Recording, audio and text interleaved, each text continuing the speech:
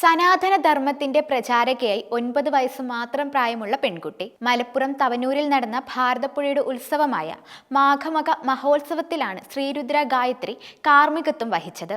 ഇതോടെ ലോകത്തിലെ ഏറ്റവും പ്രായം കുറഞ്ഞ വനിതാ തന്ത്രിയായി ശ്രീരുദ്ര ഗായത്രി മാറിയിരിക്കുകയാണ്.